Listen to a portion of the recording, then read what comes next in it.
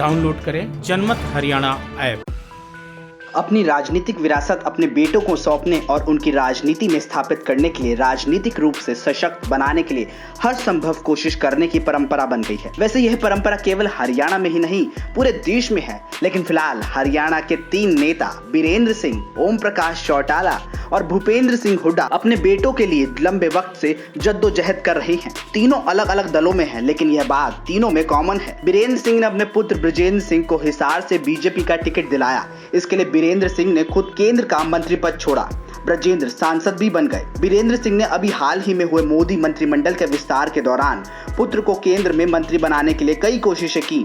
ये बात अलग है कि उनकी कोशिशें कामयाब नहीं हुई। पूर्व मुख्यमंत्री भूपेंद्र सिंह हुड्डा भी अपने बेटी दीपेंद्र हुड्डा को स्थापित करने के लिए कोई कोर कसर बाकी नहीं रख रहे हैं। प्रदेश का मुख्यमंत्री बनने से पहले हुड्डा रोहतक से सांसद थे। मुख्यमंत्री बन गए तो उनके लिए रोहतक के किलोई विधानसभा क्षेत्र से कांग्रेस के टिकट पर जीते श्री कृष्ण हुड्डा ने उनके लिए सीट छोड़ दी। तब लोग कयास लगा रहे थे कि हुड्डा अब अपनी लोकसभा सीट से अपने लिए विधानसभा की सीट छोड़ने वाले श्री कृष्ण हुड्डा को लोकसभा का टिकट दिलाएंगे, लेकिन ऐसा नहीं हुआ। उन्होंने अपने पुत्र दीपेंद्र को राजनीति में उतारा, अपनी सीट से उन्हें टिकट दिलवाया और दीपेंद्र जीतकर लोकसभा में पहुंचे। उसके बाद 2009 और 2014 में दीपेंद्र जीते, लेकिन 2019 में हुड्डा के अभेद गढ़ को तोड़ते हुए बीजेपी के अरविंद शर्मा ने दीपेंद्र को हरा दिया। कुछ ही दिन बाद हरियाणा से कांग्रेस के किसी एक व्यक्ति को राज्यसभा जाने का अवसर बना। कुमारी सैलजा इसके लिए प्रमुख दावेदार थी, लेकिन हुड्डा अपने पुत्र दीपेंद्र को टिकट दिलवाने में सफल रहे और इस तरह दीपेंद्र चौथी बार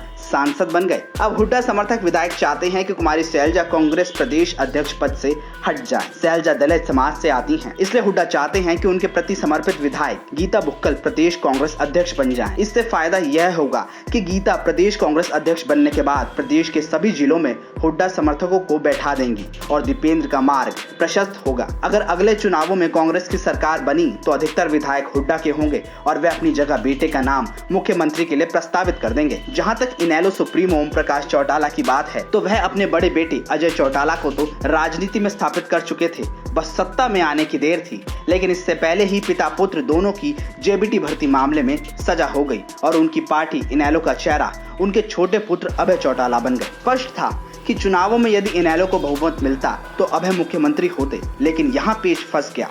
अजय चौटाला के बेटे दुष्यंत चौटाला सांसद बन चुके थे और युवाओं में उनकी लोकप्रियता चरम पर थी। यहाँ तक कि इनेलो के कार्यक्रमों में दुष्यंत चौटाला के मंच पर पहुंचते ही सीएम आया के नारे लगने लगते। युवाओं के दिलों में तो दुष्यंत और उनके छोटे भाई दिग्विजय थे ही। उनके पिता अजय चौटाला के घनिष्ठ और समर्थक जो इनेलो में थे, उनकी पहली पसंद दुष्यंत थी। अभय चौटाला इससे खफा हो गए। उनके पिता ओम प्रकाश चौटाला भी अभय के साथ हो गए। परिणाम यह हुआ कि इनेलो टूट गई। दुष्यंत ने जेजेपी बनाई, विधानसभा में 10 सीटें हासिल कर मनोहर लाल सरकार पार्ट 2 में शामिल हुए और मुख्यमंत्री ना सही उप मुख्यमंत्री तो बन ही गए। लेकिन अभय जो केवल अपनी सीट बचा पाए थे और बाद में कृषि कानून के विरोध में वह भी छोड़ दी, अब उनको राजनीति में स्थापित करने के लिए चौधरी ओम प्रकाश चौटाला जुटने जा रहे हैं। वैसे हरियाणा का अभी तक का जो इतिहास है उसमें केवल चौधरी देवीलाल ही ऐसे मुख्यमंत्री हुए जो अपने जीवन काल में अपने बेटे ओम प्रकाश चौटाला को मुख्यमंत्री बनवाने में सफल रहे हैं। ब्यूरो रिपोर्ट जनमत हरियाणा।